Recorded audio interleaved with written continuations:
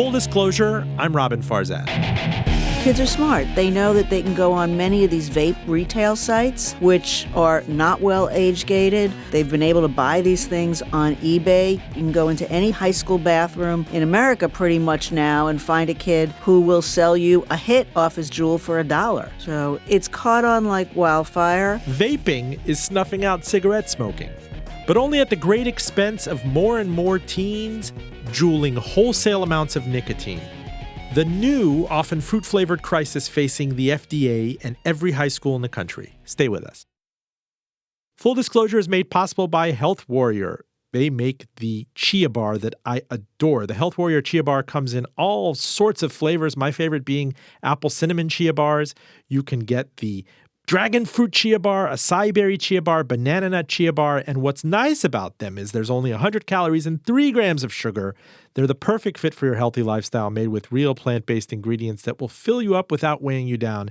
Dairy-free, gluten-free, soy-free, and non-GMO. Check them out at healthwarrior.com for all sorts of promotions and discounts. And by Elwood Thompson's, my favorite market in Virginia, at the top of Carytown at Elwood and Thompson Streets. You will see me there on Indian Wednesdays. You will see me there for breakfast with a delicious variety of Blanchard coffees. I love the patio, which is really gorgeous in the autumn. I love management, Rick and Molly Hood. Check them out at elwoodthompsons.com and at Elwood and Thompson Streets, hence the name. Joining me from NPR in Washington, D.C. is Robin Koval, CEO of Truth Initiative, the nonprofit tobacco control organization famous for its Truth campaign. In a past life, Robin headed Publicis Kaplan Thaler when it was Manhattan's fifth largest ad agency. She joined Truth, which was previously, what was it, the Legacy Foundation? Yes. In 2013. How are you? I'm great. Thanks for having me today. So what's amazing is out of this administration is we keep getting bombshells out of the Food and Drug Administration, out of an administration whose cabinet is decidedly laissez-faire. FDA Commissioner Scott Gottlieb chimes in and he singles out Juul, among other vaping giants, for what he called an epidemic of high schoolers using e-cigarettes. So he was on CNBC and he said, I think we need to acknowledge that much of the teenage use of vapes or e-cigs is being driven by Juul, which in my discussion with you over the years just came out of nowhere. It's like this USB device that suddenly all these parents in high school, all these PTA organizations are sending out letters that we are going to crack down on Juul. When did you first notice this thing? Well, the product was launched in 2015, and it kind of got on our radar screen, but it was small. And, a lot of these new e-cigarette products were coming out every single day of the week. But very quickly, Juul was quite clever, and they launched a social media campaign and started having launch parties for their product and doing what, a smart brand would do these days in terms of how do you launch a product, especially one that is going to have a big base among young people, is you do it in the social space. And so it started just out of nowhere, really. I mean, getting this head of steam and through, what happens on social where things just start to go viral, instigated by them, but then picked up by young people themselves who, what's better than doing your own marketing is having other people do it for you, just caught steam and frankly surprised a lot of people in terms of how fast they've grown.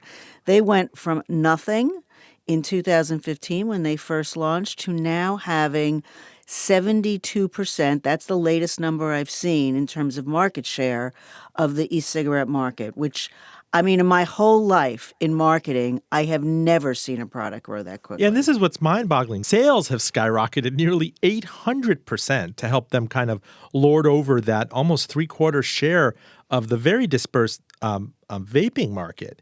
And so that company sold, Juul, just which was, it's looked at as kind of like a Silicon Valley type startup. It's San Francisco based. It sold $1.3 billion in vape kits and nicotine pods during the 12 months that ended August 2011, and more than half of the $2.3 billion for the entire category.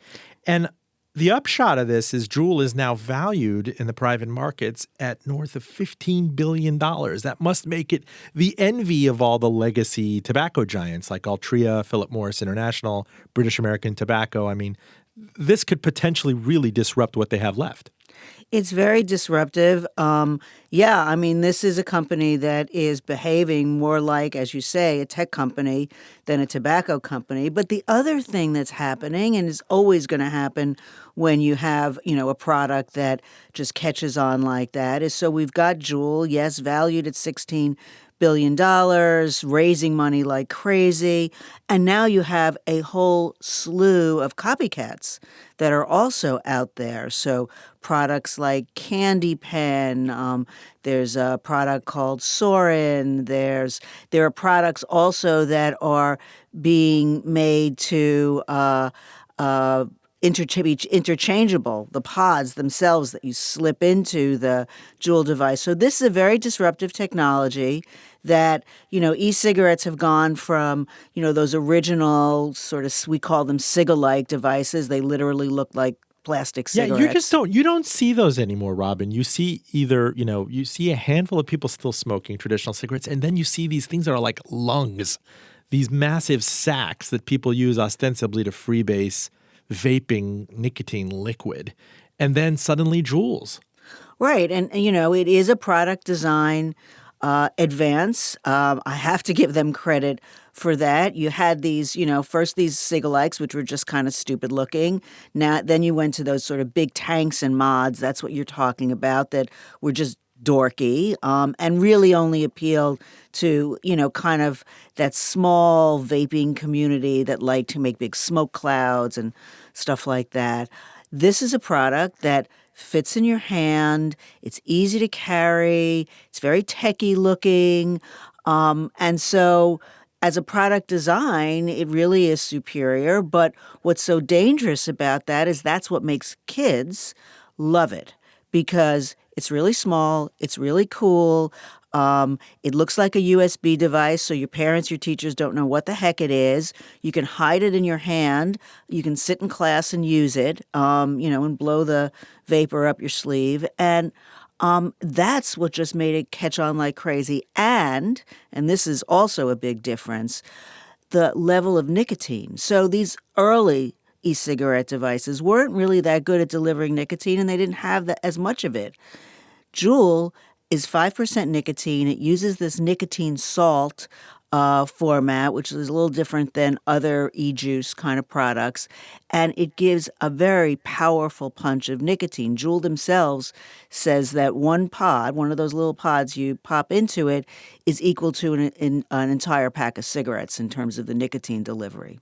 So this is where we start to get into nuance, because that could be enormously helpful to, a 3-pack-a-day smoker for 20 or 30 years. We know about the hazards of traditional cigarettes. I mean, the industry no longer kind of denies that. They don't try to really tell the world that they sell cigarettes. They like to be known as innovators right now. But there's benzene in cigarettes, obviously the tar. It was traditionally not the nicotine that hurt you, but everything added to it to make it as addictive and as sticky, and delivering it in a way that would pack a punch. So you must get accosted with this all the time. Like, why are you suddenly up against innovation that is helping people avoid the worst of kind of heart disease, lung cancer, pancreatic cancer, all of these things that we know are demonstrably very much linked to traditional cigarette sales? Well, I wish it were true, what you're saying, that that smokers who, were unable to quit or won't quit cigarettes any other way were, going in droves to e-cigarettes and using them to 100% switch, or to, better even than that, to quit using anything, because that would reduce their risk. E-cigarettes are not harmless, but they're certainly dramatically less harmful than a combustible regular cigarette. But that's not what's happening in the real world. What's happening in the real world is you do have individual cases of people using e-cigarettes to get transitioned off of regular cigarettes, which is great. But most of the usage, most of the adult usage is dual usage, which does not reduce your risk, right? So if you went from smoking a pack of cigarettes to half a pack of cigarettes and using an e-cigarette as well, you're not helping yourself. So we see a lot of that. We don't see a lot of evidence that these are really effective cessation tools yet. Maybe that will happen. That would be good. And what's happening instead is the very people who shouldn't be using these products, who shouldn't be using nicotine because it does have effects, even if it's not, all the lung cancer and all that bad stuff, are young people who have never smoked or people who are being introduced to nicotine and then using other combustible products. So we know that, and this comes from the National Academies of Science report, that young people who start using e-cigarettes are 4 times as likely to go on and use combustible tobacco. That's really bad. We know that nicotine has effects on the developing brain. That's really bad. We know the younger you are when you get addicted to nicotine, the harder it is for you to quit later on. So while there's promise in terms of, the harm reduction benefit of e-cigarettes, they're not the silver bullet, but they could help. It's not what's happening in the real world. Robin, when I was a bucking bronco in high school, I say when I turned 16 or 17, I thought my cranium was fully developed, my brain. I thought that you were indefatigable, you were immortal as a young person, even though we hear that you only get full calcification and brain development in your 20s. But I think, looking back, there was Smoker's Alley where a lot of the latchkey kids and kids who were skipping class would smoke cigarettes, and a lot of the stoners would gather under the bleachers and whatnot. But the ones who would kind of pay attention in class and stay on the straight and narrow, I remember the only thing we would even borderline abuse was Vivarin, caffeine tablets. And if you were really, really, really badass, you would chase it down with Mountain Dew ahead of an AP test or something like that. Oh, what a bad boy you were. I was awful. I was unbelievable. I should have gotten a Harley, and many, many, many more women should have dated me. But I digress, as usual.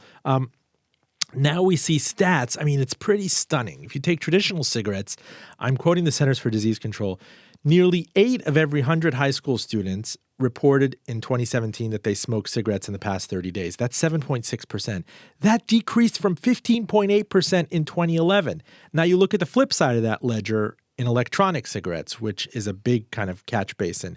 Nearly 12 of every 100 high school students, 11.7%, reported in 2016 that they used electronic cigarettes in the past 30 days, an increase from 1.5% in 2011. So this is taken on like crazy. We hear all these things anecdotally. My children are not in middle school or high school yet, but we do have friends, fellow parents who talk about the PTA sending letters about new smoke detection devices in bathrooms specifically to go after Juul, how easy it is to conceal these things, how kids know the person who's going to hook them up with a secondhand Juul. Sometimes they buy these on the aftermarket for $50. What are you seeing? All of that. We hear story after story, and at some point, the anecdotes become data. These products, let's remember, they are illegal for sale to young people. You have to be 18 and in some states 21 to buy these products. In our own experience, we've had young people attempt to buy products online. They have been successful. In some of our research, we actually asked young people, this was in a study of 15 to 21-year-olds, were you able to purchase Juul online? And 82% were successful in making a purchase, even if they were underage. So you're right. It's not hard to get your hands on these products. Kids are very, very clever about how to do it. Juul's site, which is, they have done a lot to try to age gate it and protect it as much as possible. But kids are smart. They know that they can go on many of these vape retail sites, which are not well age gated. They've been able to buy these things on eBay. You're right. You can go into any high school bathroom in America pretty much now and find a kid who will sell you a hit off his Juul for $1. So it's caught on like wildfire. And what we also know, and this is kind of scary, is that while they all know about Juul, only 2/3 of the young people we surveyed, now this was back in November, and the numbers could have changed, but at that time, only two-thirds of the young people we surveyed did not know that Juul always contains nicotine. So there's a lot of misperception. They think, oh, it's just cool flavors, it's mango, it's fruit medley. They get a head rush, but they don't really know what it's from. So, there's a lot of lack of information out there, too. Full disclosure, we're talking to Robin Koval. She's CEO of Truth Initiative, the nonprofit tobacco control organization famous for its Truth campaign. Now firmly in the crosshairs is Juul and vaping, which this vaping technology has taken over the country over 3 or 4 years. The company is worth $15 billion, but squarely in the crosshairs of the Food and Drug Administration, which is giving Juul, 60 days to come up with a strategy to combat teen vaping. On the flip side of this, I think about the legacy industry, and they don't get talked about as much anymore, but you look at Altria, the parent of Philip Morris USA, and the Marlboro Man. And there's Philip Morris International, which broke up with Altria almost a decade ago, and they might well get back together. There's British American Tobacco. There are a handful of other players. It's a significantly consolidated field. And I cannot get this one stat out of my head. Credit Suisse publishes a report every year on the performance of every major industry over the 20th century into the present. And I saw this stat that just blew my mind. It said between 1900 and 2010, $1 in the average American industry was worth $38,000 by 2010. That's an annual return of about 10% per year. $1 invested in food companies was worth about $700,000 by 2010. Then there's tobacco, which was in a league of its own. $1 invested in tobacco stocks in 1900 was worth $6.3 million by 2010. That's 165 times greater than the average industry. And I bring it to the here and now, and even though you see adult and teen smoking rates in the United States collapse, these companies have still held their own. And in fact, on the heels of the FDA announcement, their stocks had an enormous run-up, as if like this relief rally, that if the FDA is taking on vaping, then they're going to be distracted and they're not going to take on our traditional cigarettes anymore. What are you hearing? Well, first of all, I mean, why are these companies always so successful? Because they have, probably the most powerful business model in the world. It's called addiction, which, protects their business, good times or bad. I think you're right. One of the things that, the big multinational tobacco companies have done is, even as smoking rates have declined in the United States and other places, they have been aggressively building business in Africa and other parts of the developing world. And although they make lots of noise about, wanting to be part of the solution, Philip Morris talks a lot about, their vision for a smoke-free world. They have not in any way stepped back from being as aggressive as they ever have been in growing their combustible business, and by the way, thwarting every attempt that's made by governments and nonprofit groups to reduce smoking.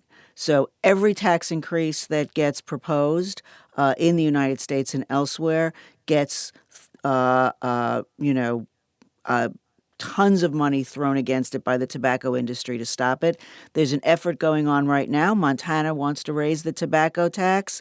R.J. Reynolds and Philip Morris, or Altria in the United States, are funding the backlash against it. So, we have a very, very powerful industry that, despite any, fancy PR schemes about wanting to be part of the solution and creating a smoke-free world, we should not be fooled, has one motive, which is to grow their business in any way they can. But take Altria, for example. Altria itself has harm reduction products. I mean, whether is vaping, I don't know if Newmark is theirs.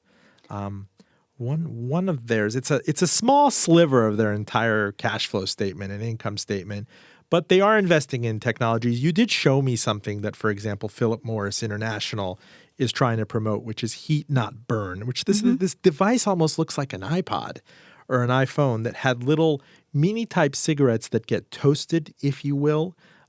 Very fashionable. It's not as smelly as smoking and maybe gets you the nicotine hit.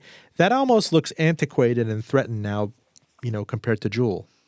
You're absolutely right. So IQOS, is something that Philip Morris has spent billions developing. They launched it in Japan and a number of other countries. And at first, the Japanese business in particular looked like it was doing okay. More recently, that business has slowed. Our own research says that the product, especially in European countries, not that appealing. It looks kind of cool, but it's a little clunky to use. They have tried to get it approved in the United States. The FDA has told them no so far. But compared to a Juul, the IQOS is way more expensive, definitely harder to use. Now, maybe it'll appeal to smokers because it's more like a cigarette smoking experience. But I think they got caught looking too with the Juul launch. I don't think anybody was prepared for how popular this product would be. But let me go back to what I said before. All these companies are saying that these products, IQOS, Juul, various other e-cigarette products are, all about we're creating these products because we want to help smokers, get nicotine, but in a less harmful way. But that's not actually what's happening in the real world. That's, number one, not who they're positioning these products to. They're not being, advertised and positioned to appeal to, 40-year-old smokers who have been smoking for 20 years. They're being made to look very cool, very high tech, with, ads that show young, beautiful, lifestyle-y type situations. And call me crazy, but I've been in marketing a long time, and you see that sort of advertising and promotion out there, it sure looks like you're trying to create a market for new, young users. Well, what of these legacy companies, though? They hold an enormous amount of sway in terms of lobbying, in terms of the money they give to certain candidates.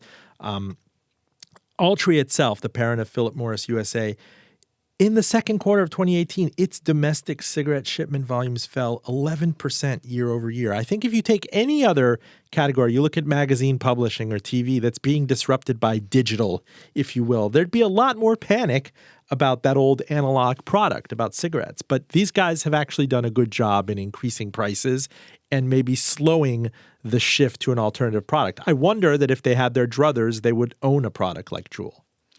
Well, I imagine they're trying very hard to do that. And, it'll be interesting to see what Juul's ultimate end game is. I mean, this is an entrepreneurial business. The typical Silicon Valley model will be that, there will be some sort of end game that's being developed in terms of, either they go public or they sell. We'll have to wait to see what happens there. I would hate to see another public tobacco company out there raising money from investors. In fact, one of the things that I'm really curious about is, especially with younger investors, younger people in the financial markets, is really people should be divesting from tobacco. How do you do that, though, in the era of indexing where people have just moved to passive management? And it's also shown demonstrably time and time again that because of people divesting, because of people like CalPERS, you actually don't get to partake in enormous upside from these companies. Altria, for example, has done enormously well, has trounced the market. Well, that's actually not as true as it used to be. So, for instance, you mentioned CalPERS, which is the California pension group. They actually had been divested, and then there was a move from within their board to consider reinvesting in tobacco for that very reason. There was a question of whether they were leaving money on the table, and of course they have a fiduciary responsibility to grow the fund as much as they possibly can. And in their research, they found that they actually had not left money on the table, so to speak. And what's also interesting is despite the little run-up in tobacco industry stock yesterday, which I think is momentary, and that's just the gambling instinct of Wall Street, tobacco stocks have been depressed over the last year and are actually at some of the lowest points they've ever been. I would like to get you to talk about the FDA and unintended consequences. Scott Gottlieb comes in, and there was a Black Friday moment for tobacco stocks where he more than intimated that FDA is finally going to flex its muscles and taper down the amount of nicotine that you can have in cigarettes. If you could kind of unpack that for me and talk about how you looked at that. Could that potentially force people into vaping or freebasing nicotine or hoarding nicotine if you finally get the Fed coming in and saying that we're going to control this product in a more robust way than we did in the past? Well, the idea of a nicotine standard, which is what you're talking about, is a very exciting idea. It's something that has been talked about for quite a while, actually, for those of us who are in the tobacco control space. But Scott Gottlieb and Director Zeller, who's the head of the Center for Tobacco Products at FDA, finally created some excitement around this. Scott Gottlieb loved the idea. And what it's about is, remember, people smoke cigarettes for the nicotine, right? The addictive stuff. But what they die of is all the tars and chemicals and all those horrible products of combustion. So what if you could take cigarettes and make them minimally or unable to sustain addiction, right? The FDA can't take the nicotine level down to zero. Congress didn't give them that authority, but they can get it very, very, very low. If you did that, the theory goes is that, number one, young people wouldn't get addicted. Even if they experimented with smoking, they would never get addicted and they would basically not like it and not continue. And you'd also make it easier for people who are current smokers to, if they weren't getting their nicotine satisfaction from cigarettes, then maybe they'd move to the harm-reduced products like an e-cigarette, which would be much less risky for their health. And so that's the idea behind it. The research that's been done has actually shown, number one, that you don't get a lot of people compensating, right, smoking more cigarettes than they were before because they're desperately trying to get their nicotine. You do get a considerable number of people who quit, sometimes with the help of things like NRT, et cetera.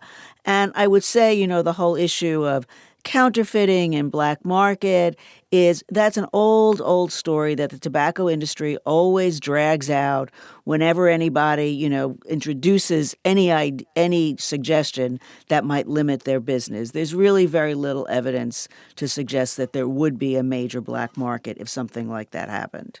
Right, but the part that I struggle with, and I remember I was having a conversation with a pizza shop owner who said he told me he was a 3-pack-a-day smoker of Winston's for the longest time in his life. He developed awful anxiety and coughing every time he had to quit, and that vaping changed his life. And as he was talking to me, it was that enormous lung that you see, this sack. It's almost like a mini bagpipe. You know what I'm talking about. The people that vape out there, they mean business. It's like an aqua lung thing. It's not that little kind of Newmark cigarette that you would see vintage 2010, 2011. And he admitted that the only way to kind of supplant the whole 3-pack-a-day habit was through this freebasing of wholesale amounts of nicotine. So if the FDA does clamp down on both, let's say, the e-cigarette of choice, Juul, and traditional cigarettes and tapers down the nicotine content, My problem is that nicotine is so hugely available right now in any corner bodega, in any little pod.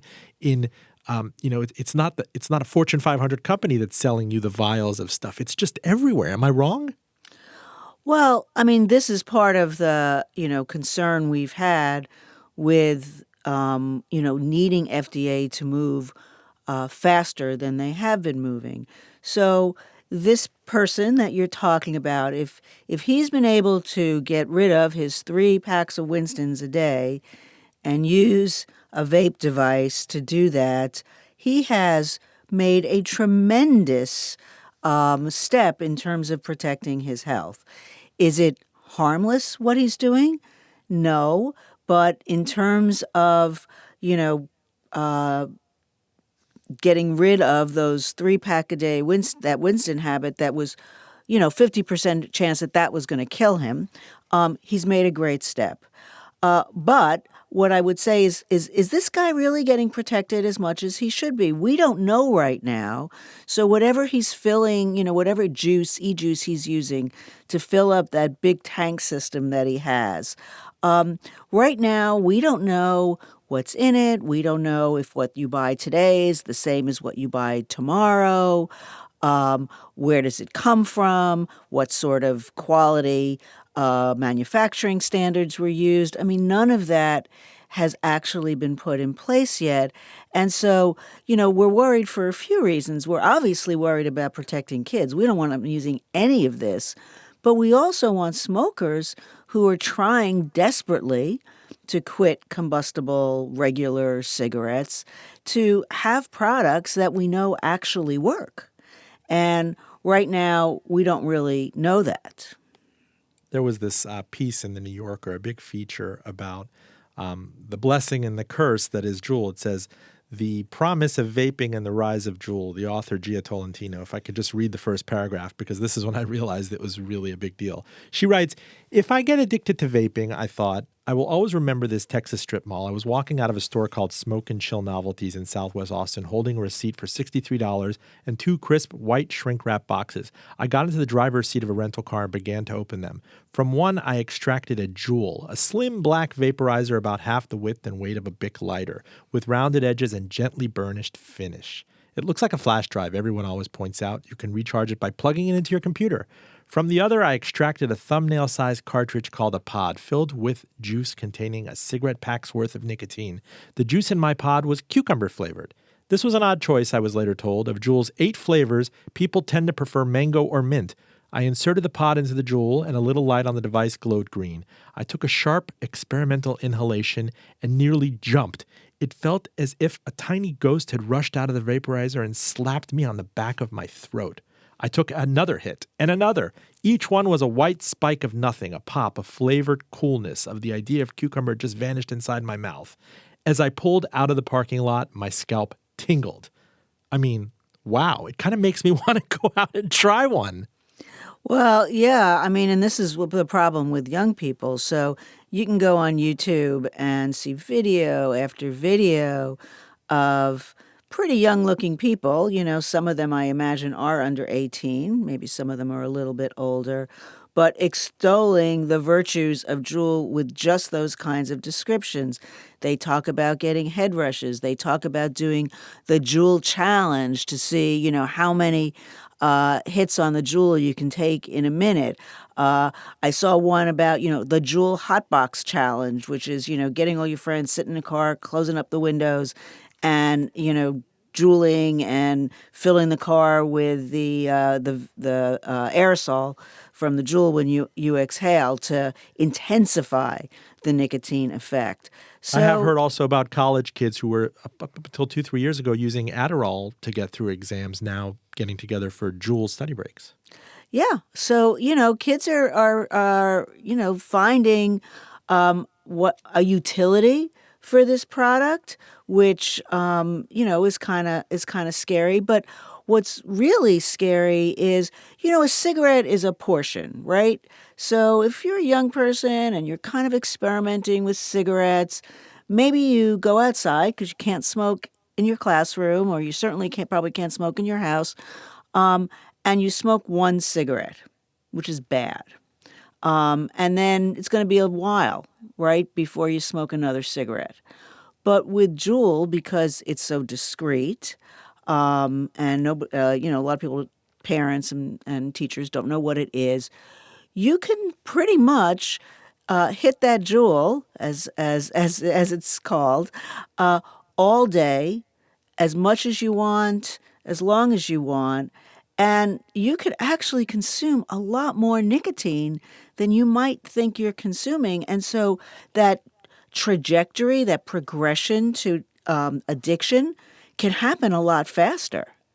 Now, what does cost play a role in terms of keeping teens out of this? I mean, there's an element of excitement, and it's contraband, and getting it is exciting, and the people who have it are known kind of influencers. Right.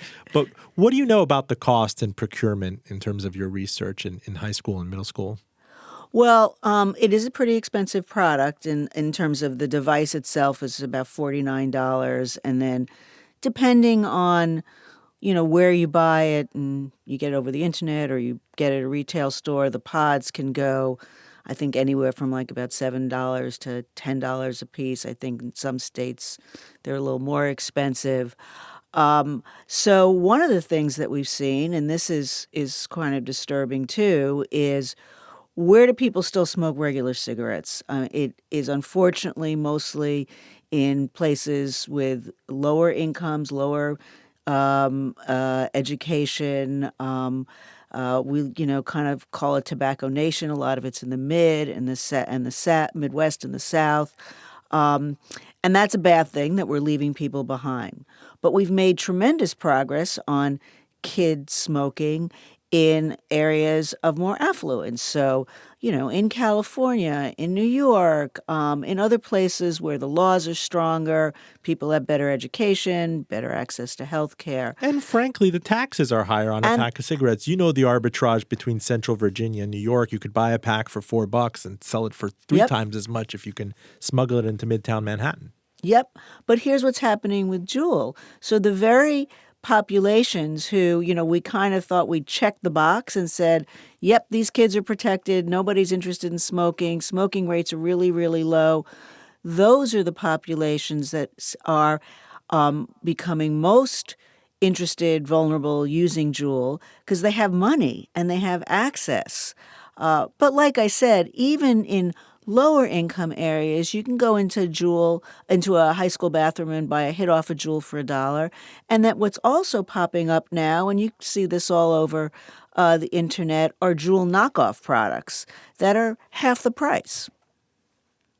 Do you think these tobacco giants, the last few that remain, I mean, the hugely consolidated one, Altria and British American Tobacco, I mean, Altria owns the Mark 10 brand. British American Tobacco owns Views and Logic. Do you think they really want people to go into vaping? Or are they just trying to slow the demise, the atrophy of traditional cigarettes? I think they take a bit of a laissez-faire approach. Sort of like I would, liken it maybe to Coca-Cola. Coca-Cola doesn't care if you drink Coke, red can, Coke Zero, Diet Coke, Dasani water, any of those things. Just they want you to buy something from them. You're thirsty, you need to buy a beverage from Coke. And I think the tobacco industry is sort of thinking about it that way too. They have said themselves, this is, in documents that have been discovered from them, is that they realize they're in the nicotine business. And I think, they're happy to sell you nicotine in any way, shape, or form you like it. Their most developed, most mature business is in, traditional combustible tobacco, and they have absolutely no intention of backing off that. But if there are also a group of people who want to use other nicotine products as well, they'll be happy to make that and sell it to you too. Full disclosure, I'm Robin Farzad. You're listening to Robin Koval. She's CEO of the Truth Initiative, the nonprofit tobacco control organization, famous for its Truth campaign, and everybody's now been talking about the FDA and Juul and this very hip and flavored USB type product that's been taking high schools and middle schools by storm, and the FDA is finally putting in its crosshairs. I'd like to talk to you about some of the other efforts at Truth, namely in opioids, where we also see frankly a massive crisis, and we do see abuse of people in college and high school with Oxy and these other things that could be looked at as gateway drugs to heroin when they're not available. But the country writ large is dealing with an enormous crisis right now. And I'd like to get in your head in terms of how you get in the head of a high schooler and middle schooler to have a frank conversation about this. Well, sure. So, the Truth Campaign has, traditionally been focused on tobacco, but when the Master Settlement Agreement was created back in the late 90s, a lot of people don't know this, we were also given the permission to address other issues of youth substance abuse. So in watching this horrible crisis that is going on in America that's affecting all kinds of people, young people, old people, and everybody in the middle, we really felt there was a role for us to play, at least a small one, in helping to educate and prevent young people from getting caught up in what is a terrible, terrible crisis. And a lot of young people, they get introduced to opioids through, they get their wisdom teeth removed. You get a sports industry. It's often common now in high schools, if somebody knows you're getting your wisdom teeth out, they know you're going to get an Oxy prescription or Vicodin or Percodan or, whatever it is you're expected to share. That's just common politeness to your friends. So it's a massive problem. Wait, You're really? right. If they know somebody's in for surgery or wisdom tooth removal, that you're going to get, 10 tablets of something that you're going to share? Yeah. Hey, buddy, you going to share your pills? We see that in social media all the time. That's just kind of the etiquette of drugs, I guess, in that space. There's a lot of lack of information. So if you talk to young people and, you ask about the opioid crisis, have you heard of that? And they say, yeah, I've heard of it. They know heroin's bad. They know fentanyl's really, really bad. And then you say, well, but what about Vicodin? And they go well, yeah, that's not so bad. That comes from the doctor, and hey, my grandma takes that, so, it's pretty safe. So there's just a lot of confusion. And what often happens with young people, unlike the way this crisis has unfolded with older people, if you're an older person and you have chronic pain and you've been prescribed opioids, you're pretty much going to keep getting that prescription. Now, that's going to addict you and subject you to lots of risks, but you're probably protected for a longer period of time to seeking drugs on the street, heroin, fentanyl, even worse. For young people, doctors don't like to prescribe opioids to young people. And so maybe you get an initial prescription, maybe you had a sports industry, but then you get cut off. In a sports injury, and then you get cut off. And what's the first thing that happens then? Then you know that, hey, heroin's pretty cheap. You can get it on the street. And so young people are frankly more at risk for that transition from addiction to prescription pills to really, really bad street drugs.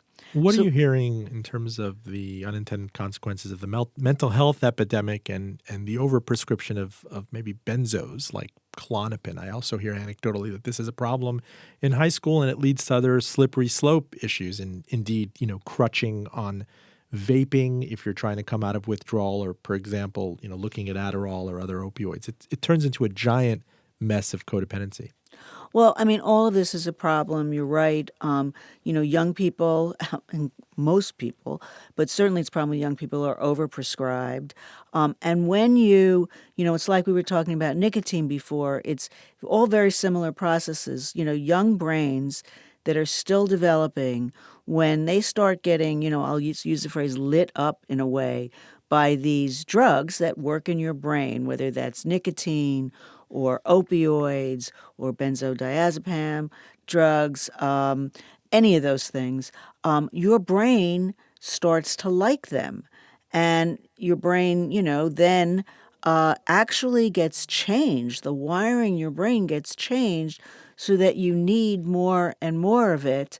And that's why we say that, this opioid crisis is not a crisis of, it's a criminal issue, or it's, people who get addicted to drugs have bad characters. This is a brain disease, right? And so for young people who are way more vulnerable, it's a big problem. So one of the things we're trying to do with the Truth Campaign is take all the success we've had with talking to young people about tobacco, doing it in a voice that feels authentic to them, and transfer that knowledge to having similar conversations with young people about the risks of opioids. Is it true that when the Truth Campaign was launched in 1998, the teen smoking rate was at 25%? We're now down to the mid-single digits, around 5%. Yeah, so when we started this is in 2000, 23% of young people smoke cigarettes, which I think, just kind of blows my mind to think about it, that 1/4 of all young people smoked a cigarette. Today, there are different surveys out there. There's one called Monitoring the Future that looks at 8th, 10th, and 12th graders. In that survey, it's 5.4% now. CDC has a survey called NYTS, National Youth Tobacco Survey. In theirs, it's about 7.6%. So these numbers are getting really low.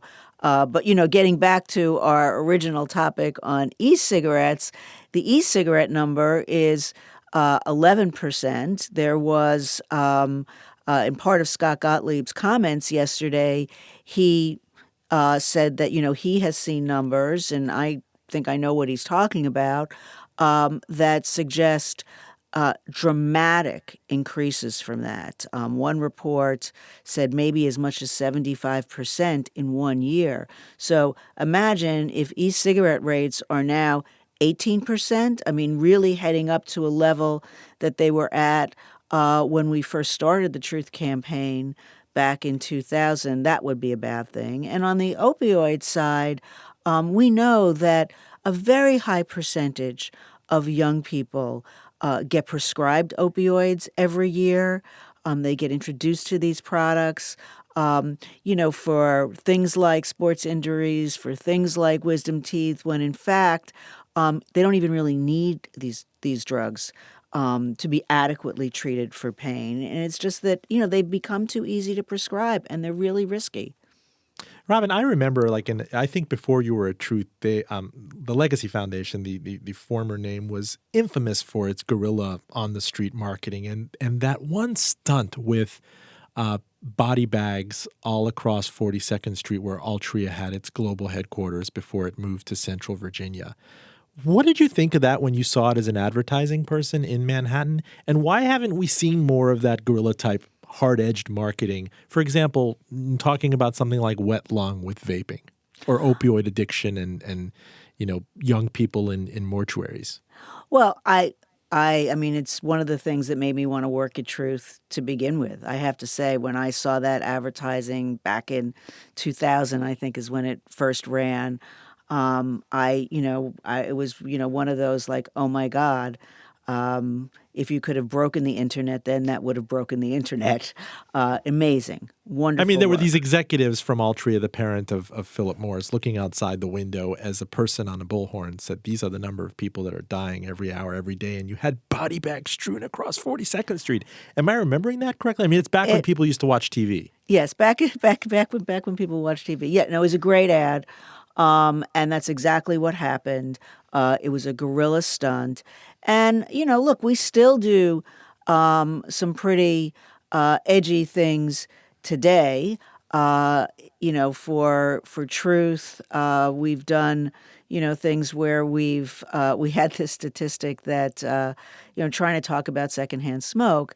And young people don't want to hear about health effects, but we knew that dogs and cats were twice as likely to get cancer if their owners smoked.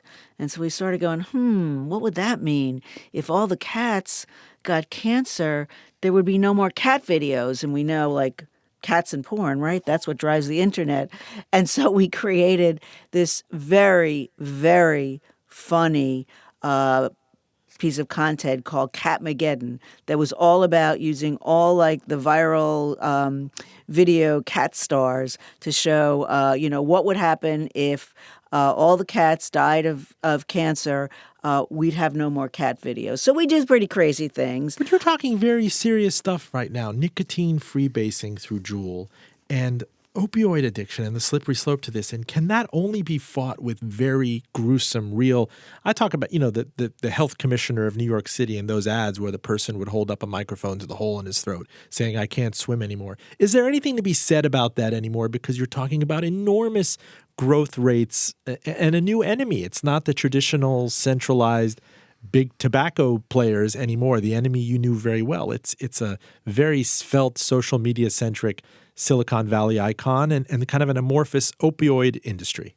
Well, look, there's a lot of, different ways you can address things. In our opioid effort, we are being very serious and being very edgy and bold and, frankly, a little alarming. The work that we've done, the campaign is called No More, is the real life stories, reenacted, of course, because you could never do this for real.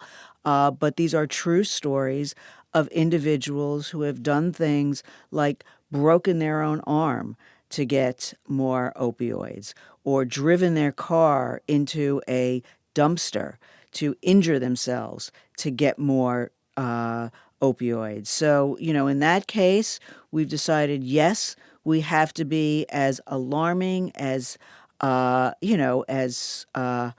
frankly, a little scary as possible to start that conversation among young people. But it's always about stories, true stories of young people talking to other young people, because you can never wag your finger and say things like, you're going to die if, because young people don't care about that. They don't listen to that. And the same thing on, vaping. You've got a product like Juul that's, the coolest thing since, sliced bread, as far as, the way young people are viewing it.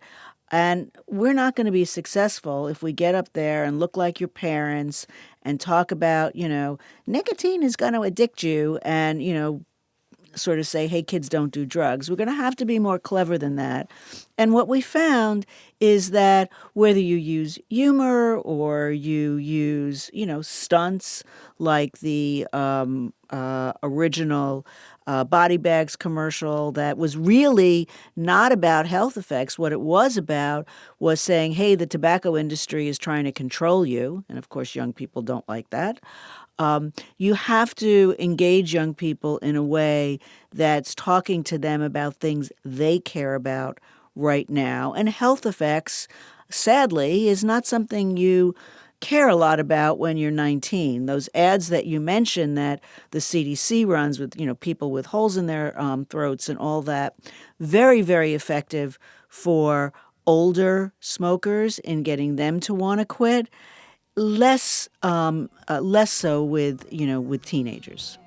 Robin Koval, anti-cigarette, anti-nicotine, anti-opioid epidemic crusader. Thank you so much for joining us. I'm so grateful. Thank you. Full disclosure, our engineer is John Valentine. Please do listen to us on NPR One. It's a great app. And on iTunes, where you can subscribe at fulldradio.com. I'm Robin Farzad, back with you next week.